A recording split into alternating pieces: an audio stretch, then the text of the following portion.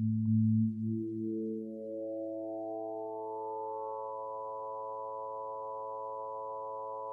Letter, astrological podcast. Amy Winehouse and Chariklo by Ben Belinsky. The girl from North London with the amazing voice released her award-winning album Back to Black in 2006, died of alcohol poisoning aged 27. We don't have a birth time for Amy, which means that we can't be sure of her ascendant or the position of the moon. However, working with a noon birth time gives us a conjunction in Sagittarius between the moon and Neptune, just what we would expect from such an accomplished and instinctive musician. This conjunction is also close to her south node in Sagittarius, representing a talent she was born with, Neptune abolishing boundaries and connecting her wordlessly with other musicians and also with the audience.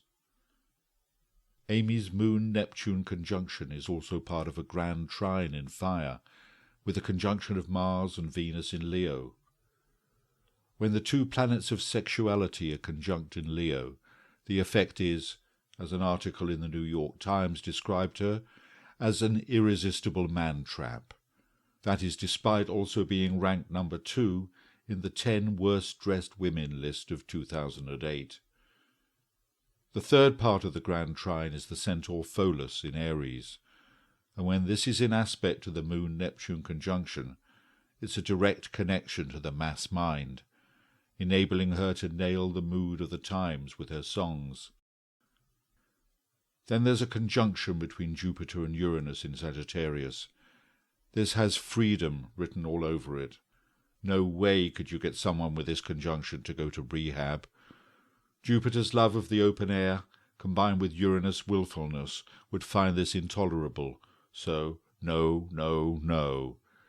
Even though this conjunction is in opposition to her Chiron in Gemini, somewhere she must have known she was hurting herself.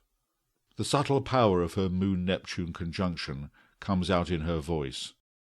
It's also part of a yod formation. This is when two planets are in sextile, 60 degrees, and both form inconjuncts, 150 degrees, with a third planet. This third planet becomes the focus of the yod. In Amy's chart, the focus of the yod is the centaur Chariklo in Taurus, a sign associated with the throat and hence with the voice. Amy's Chariklo acts as the focus of the musical sensibility of Moon and Neptune in Sagittarius, and the challenging conjunction of Saturn and Pluto across the cusp of Libra and Scorpio. Saturn-Pluto conjunctions are not easy to handle. How can Saturn control the deep transformative power of Pluto? Until you get through, or in this case survive, your Saturn return at around age 30, this is both a wildness and a wilderness. Pluto cannot accept the reality that Saturn needs to impose. It sees the controls as unacceptable limitations.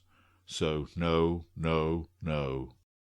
Even though in some part of her psyche she must have known it was the way out of the blackness she often found herself in. All these factors came together in the black velvet ribbon of her voice and the words of her songs, taking the destructive relationships, the consequences of bad decisions in her personal life, and the sadness and brutality of the everyday world, and by accepting them, to transcend them. This is Chariklo's job. For according to the mythology, Chariklo was the wife of Chiron. He was wounded by one of Hercules' poisoned arrows, but as he was immortal, he was unable to die, and was condemned to live in agony. That is, until the gods took pity on him and let him trade his immortality for death. Chariklo stayed with her husband, caring for him during that time, and that gives us the key to understanding the astrological significance of this centaur. She asks us to stay with an intolerable situation until it resolves, or until we find a way to transform it or transcend it. But Amy couldn't stay with the pain long enough. Her sensual nature was too strong, with her Mars-Venus conjunction in Leo, part of her grand trine in fire. She must have been conscious of what she was doing to herself. Intellectually she was no slouch, with her sun in Virgo conjunct Mercury. But this made a square to the conjunction of the moon and Neptune in Sagittarius and her north node in Gemini. The north node represents the goal of the karmic journey, and maybe she would have had to give up so many things in her life, the men, the socializing, the career in music, in order to reach it. Chariklo's deal is non-negotiable. She asks us to stay with the pain until it is transformed into a divine connection.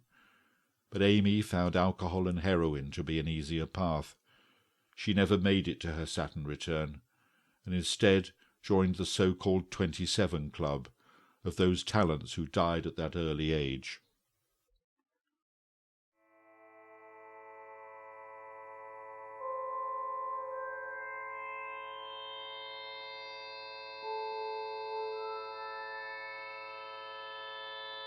And for more astrological and spiritual musings, check out moonletter.co.uk.